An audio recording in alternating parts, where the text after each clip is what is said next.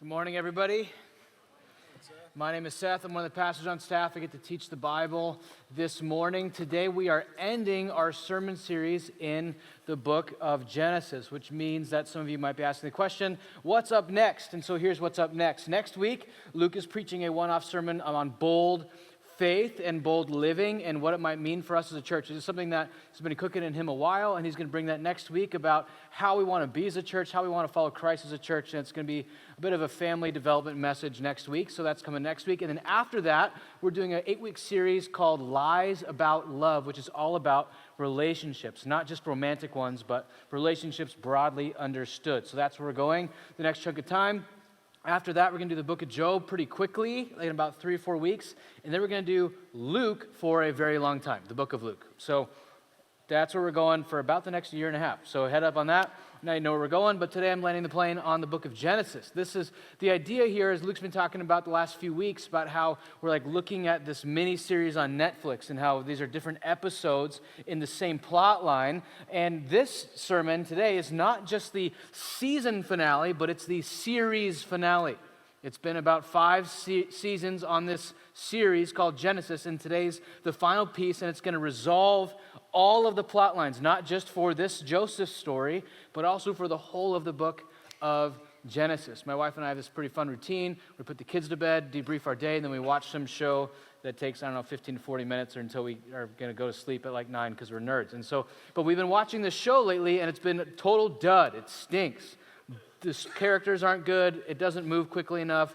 The music makes you kind of sad and depressed for unreasonable reasons. But we're kind of like invested in how it goes. So we're like powering through it because we now want to know how it ends, even though the whole show kind of stinks. And so that's not what the sermon's going to be like. It hasn't been a bunch of duds, and you want to know how it goes. But you're waiting to see, how does it end?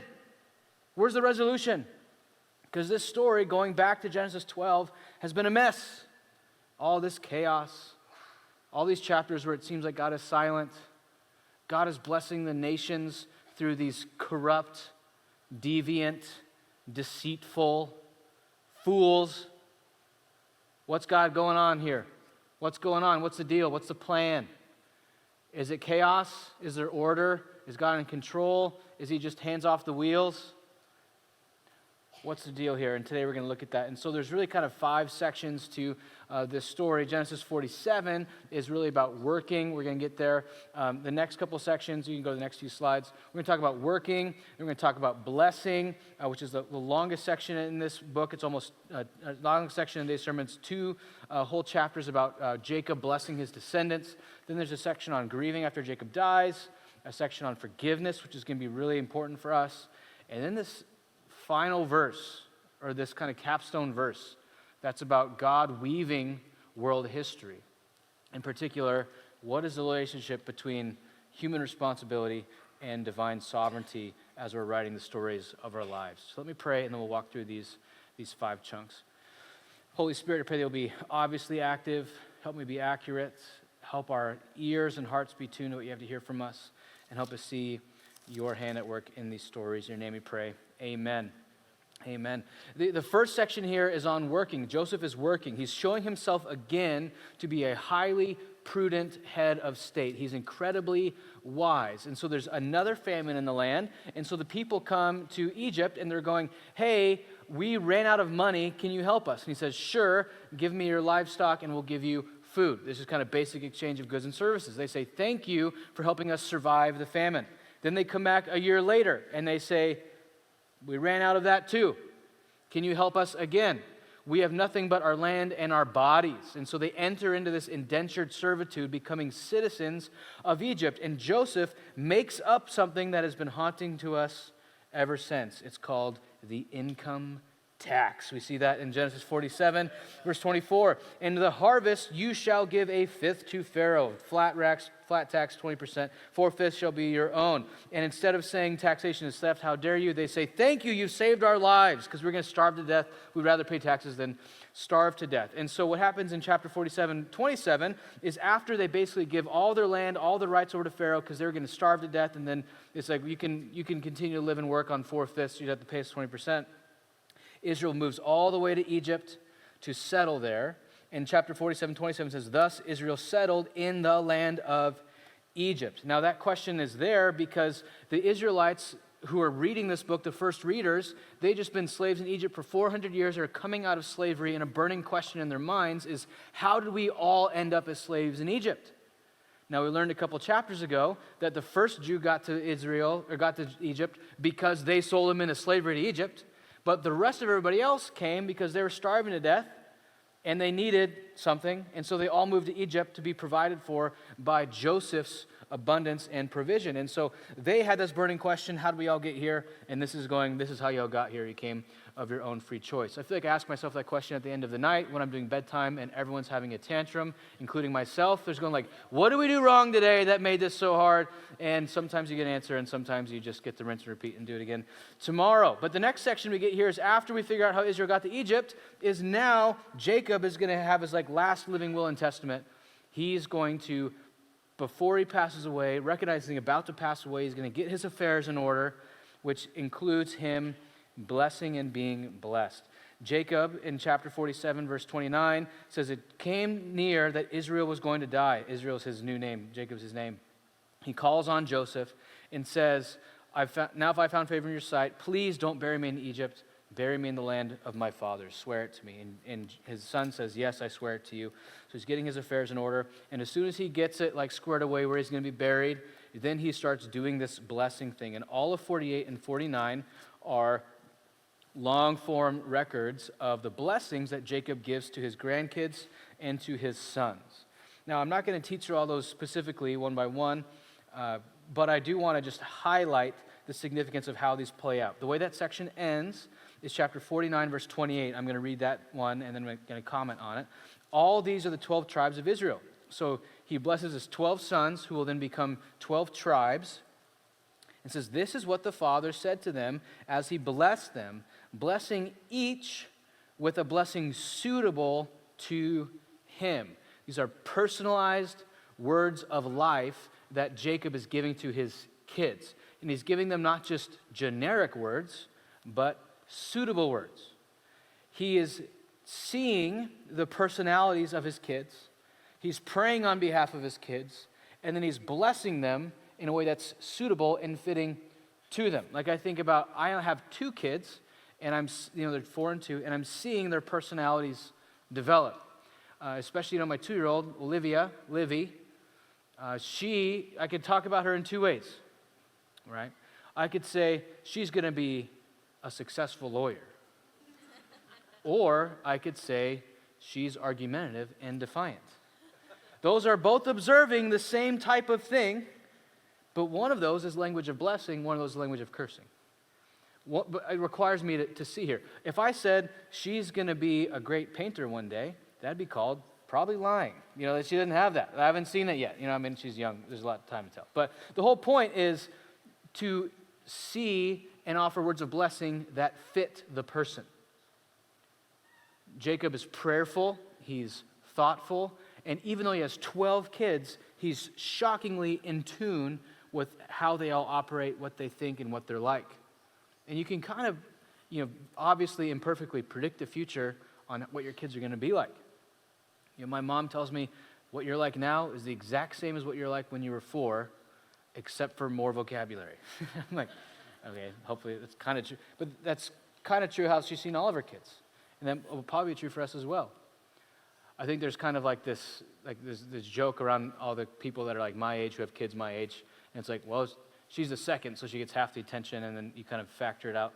But you see here that Jacob was attuned, connected, in touch with all his different kids' personalities, and he's using that not to just twist the knife, saying, oh, you've always been like that, but to speak words of life.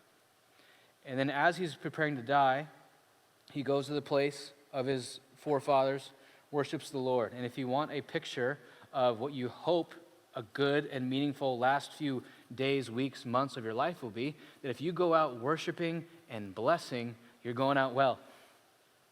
How am I speaking life, instilling courage, praying on behalf of, lifting up, casting vision, words of blessing, and how am I worshiping the Lord on my way out? Makes me think about watching international soccer, and you watch the fans singing their chants and cheers as they are flocking into the stadium, yelling "England till I die" in the hallways and in the stairwells as they go to the stadium. That's what worshiping on your way out is like. You're about to go into the gates of Thanksgiving, worshiping the Lord on your way out. It's like being a good European soccer fan. The only good thing about European soccer. I'm just kidding. But then Jacob goes to die, and this is the section on grieving. That he passes, he breathes his last, he's gathered to his people, is what the last verse in 49 says. And here's how Joseph begins to grieve. And I just want you to hear and sense the severity of the grief and the duration of the grief. And think about how radically different this is than our culture of grief. I don't think this section is prescriptive, it's certainly descriptive, but it's just shockingly different how Joseph grieves, how the community grieves. Joseph fell on his father's face and wept over him and kissed him. And Joseph commanded the servants and the physicians to embalm his father, so the physicians embalmed Israel. 40 days were required. That's how many required for embalming. And the Egyptians wept for 70 days. Then they pack him up, and the whole group travels to the land of his fathers and buries him. And while they were there, it says in verse 10, and they came to the threshing floor of Atad, which is beyond the Jordan, and they lamented there, with a very great and grievous lamentation, and he made a mourning for his father 7 days. Now this 70 days plus travel plus 7 days is about 76 and a half days longer than we typically grieve in our culture. I think that if someone passed away of your loved one, or someone maybe you had a friend who had a father pass away, and they do what Joseph does, and they fall on his face and grieve, and then for 70 days they weep, then they weep 7 more days, you might think we need to check this person into a psychiatric ward. Because this person is unhinged. They lack coping skills. There's something wrong here to have this extended, severe season of grieving. And I don't think that timeline is correct per se, but it's just wildly different. We don't have that muscle, even if we wanted to flex it. We're programmed to go, that episode was sad, next episode. Or that show was sad, I better rinse off with 30 minutes of Parks and Rec to make me feel good again. On to the next thing. I don't think we even have the attention span to grieve that long, anything. There's no dopamine at a gravesite. And when you have Instagram shorts and TikTok reels, or Instagram reels, YouTube shorts, TikTok videos, right there, we don't have the juice to stay locked in. We're good feeling addicts, and it means we're empty in our grieving process. And I just want us to feel challenged by that. Do I have the attention span? Do I have the degree of affection? Do I have that much honor in my heart for my parents if they pass? Do I have, it's just wildly different. And Joseph here is held up as mostly a very good example. And one of the things he does a good job at is honoring his father in his passing. So this grieving piece, I just want to challenge you to think, what capacity do you have for that? Because I'm nowhere close to this. I think 12 hours and it's on the next, it's just, we're not close there. The next thing we're going to see, you can go a couple slides ahead. Forgiving. And here's where things start to get a little more practical for us, not just kind of feeling generically challenged. But right after the grieving process, right after the burial process, right after the funeral process, Joseph's brothers get insecure. So to back up a bit, Joseph, favorite son, his brothers hate him. They hate him so much, they sell him into slavery. Decades, long time goes by. They assume he's dead or gone or whatever. But then a famine hits, and so they go, we're starving, let's go to Egypt. And then all his brothers, who totally were the worst brothers you could ever imagine, go to Egypt to beg, and then who's there? The most powerful man in the most powerful nation on earth. Whoops, it's our little brother that we were terrible to. He has this forgiveness moment of him. Now, like 17 years later, dad is dead, and they start to feel insecure and nervous. They go, was he only being nice to us because dad was alive? Did he actually forgive us, or was he just honoring dad? That's how I feel when I'm parenting my kids. I'm going, now say sorry, now say sorry, now say I forgive you, say I forgive you. Okay, and I go like, they're definitely only doing that because I'm making them do it. And so here's what happens. When Joseph's brothers saw that their father was dead, this is verse 15, they said, it may be that Joseph will hate us and pay us back for all the evil we did to him. So they sent a message to Joseph. This is not them avoiding a hard conversation. This is them adding a layer of formality to the request. Right? Write it down, send it. Like I'm not just going to like have like a, hey, are we good convo? We're going to do a letter and we're going to formalize this thing. So they sent him a message saying, your father gave this command before he died. Say to Joseph, please forgive the transgressions of your brothers for their sin, because they did evil to you. And please forgive the transgressions of the servants of God your father. Joseph wept when they spoke to him. His brothers came and fell down before him and said, behold, we are your servants. Forgiveness gets misconstrued a lot. And I want to just look at this instance and learn about how to ask for forgiveness. The first observation I want to share is that forgiveness is requested, not demanded. One of the ways I think Christians, most of you and me, tend to butcher forgiveness is we'll sin against someone, and then we'll say, I sinned against you, but you have to forgive me because Jesus told you to forgive people.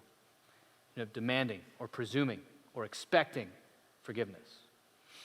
I think that's one of the first tells that someone doesn't really feel the weight and severity of their sin. So when you're demanding forgiveness. Forgiveness is not demanded, it is requested. Look at how they do this. His brothers, for all their flaws, the last chunk of chapters, they're doing it right. It might be that Joseph will hate us.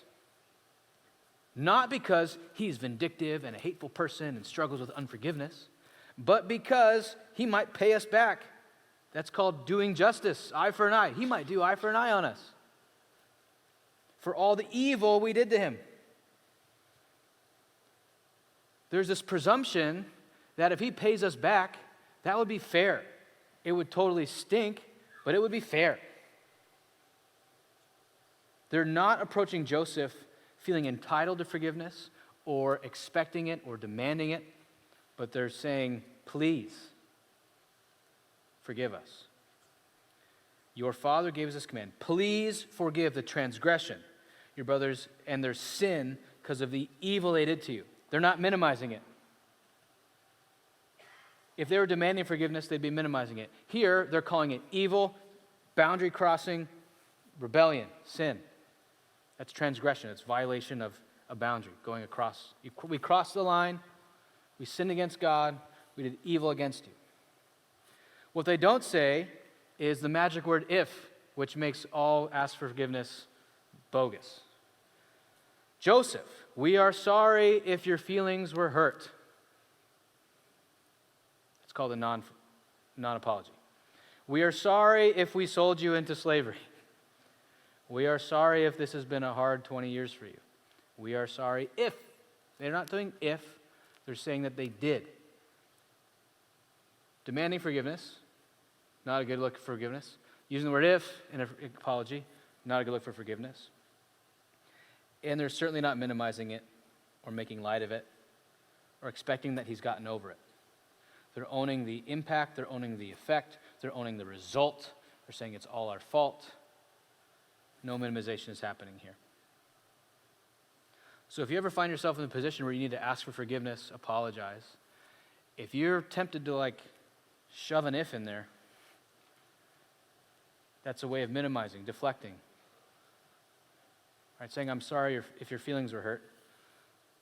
I'm not owning anything. I'm just saying, you are annoying to me, and could you just be better emotionally now? That's I'm sorry if. There's also this position on being the person on the receiving end of an apology or an ask for forgiveness. that it feels awkward. It feels like not right to like be in this position of power, right? Because you owe me. And there's this temptation that we see. So I want to see how Joseph has a soft heart and a steel spine here. That he has a steel spine because he doesn't minimize their sin against him. There's this move that we Christians tend to make when someone says, I sinned against you, please forgive me. And the response is this: it's fine, it's okay, I'm over it, no big deal.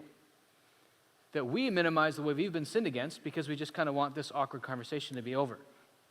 Joseph doesn't do that. He says, yeah. He affirms their need. He weeps. Yes, it hurt. He previously and here lets them go, yeah, it was evil. Yeah, it was a transgression. Yeah, it was sin. And it takes a steel spine for someone to look you in the eye, admit all the ways they've hurt you and sinned against you, and for you to say, like, yes, that happened. Yes, that's true. Yes, that's what went down.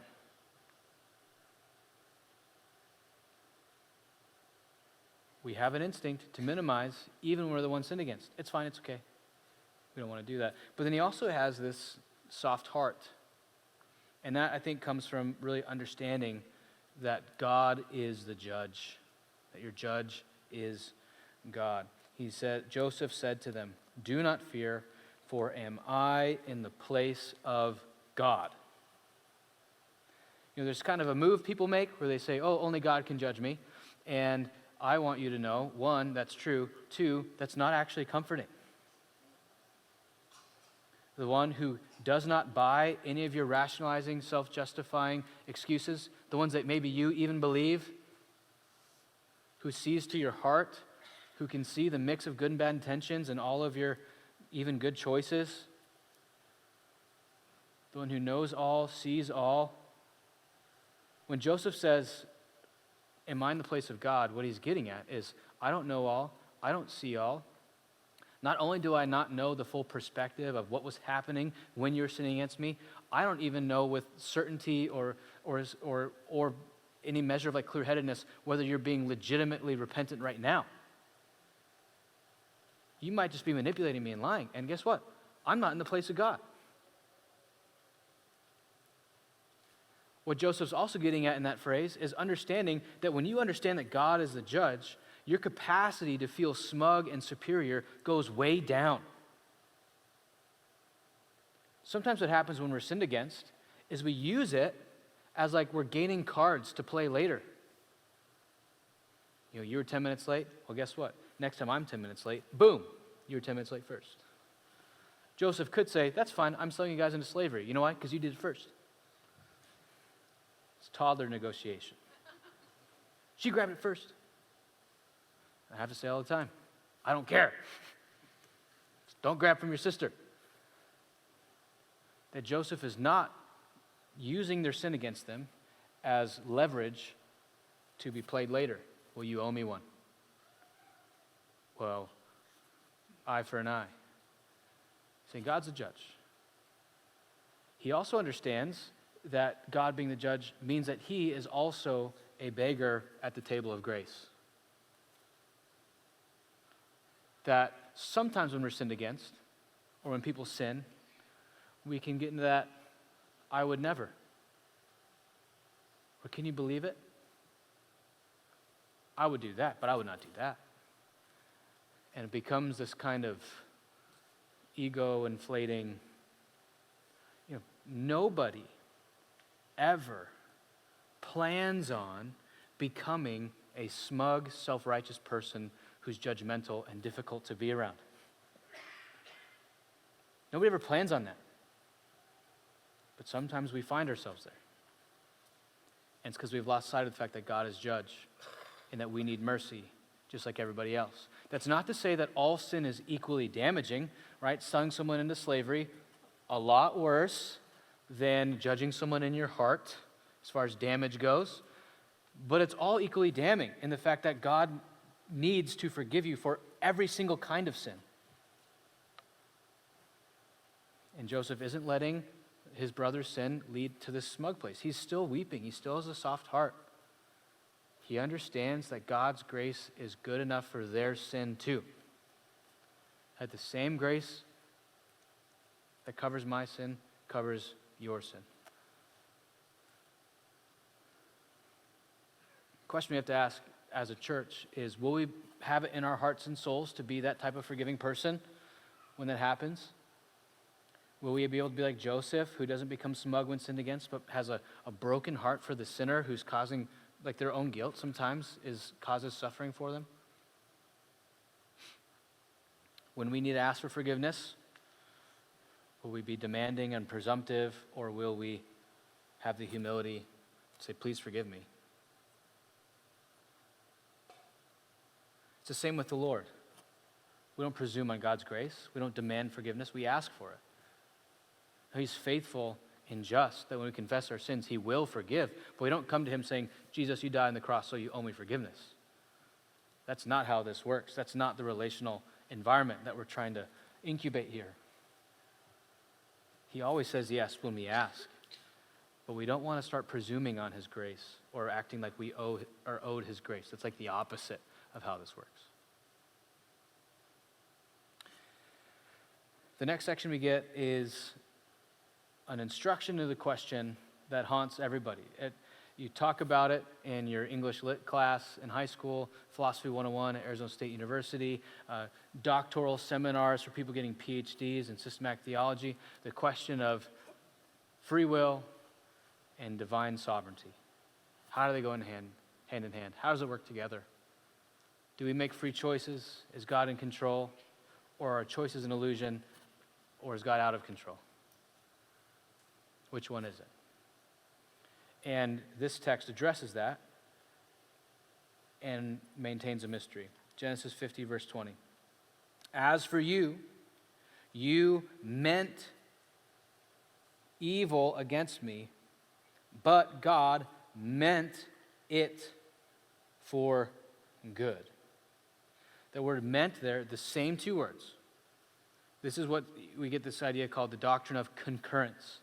That concurrently, at the same time, in the same action, there are two wills, there are two intentions, two meanings.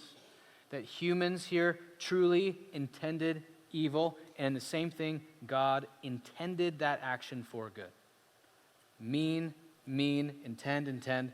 The word most concretely means to weave, or to plot, or to devise. It's tapestry language, that there's a design being woven, that these people are weaving, plotting evil, and that God at the same time is concurrently, simultaneously, weaving, plotting good. And that creates tension in our lives and in our hearts and in our minds. And the Bible nowhere tries to resolve that tension. They meant evil, God meant good. Next verse. That's how it goes. Which is annoying to all the philosophy majors and all the people who want to put God in their box. But that's a theme repeated throughout the scriptures, but it's one of the most clear verses on the doctrine of concurrence. What you meant for evil, God meant for good. What you wove for evil, God wove for good. What you intended for evil, God intended for good. Joseph here is speaking not just as the prophet who can see into his own life through God's eyes, but the whole of the book of Genesis. He's resolving the plot tension. Because in the beginning, God creates the world good, and then it goes bad, and people are asking, how did the world go bad? And at the same time, they're asking, and how did he choose this wild plan to be a blessing to the nations? That God appoints Abraham blessed to be a blessing, that through you, you'll be the vehicle of my blessing to the nations. And then Abraham stinks. He sins wildly. He's cowardly. There's glimmers of real faith, but there's heinous sins he commits. Then his son, after seeing what his dad did to his mom, after hearing about what his dad did to his mom, does the same thing to his wife. And these people are meant to be the light in the darkness, a blessing to the cursed world. And then his son is a conniver, a manipulator, a deceiver, who has encounters with God and changes like barely. This is your plan? The crimes committed, the sins committed are almost unspeakable. We have to put out warnings. Warning, teaching the Bible this week. Keep your kids at home. This is God's plan to be a blessing to the world. There are whole chapters where God is silent, where God is absent, where it seems like God established his plan, like he called the play and then just went to the sidelines and just sat it out. What's God doing? What's God up to? Joseph is not just saying what you intended for evil, God intended for good about himself. He's saying that about the whole book of Genesis. This entire story that's been unfolding.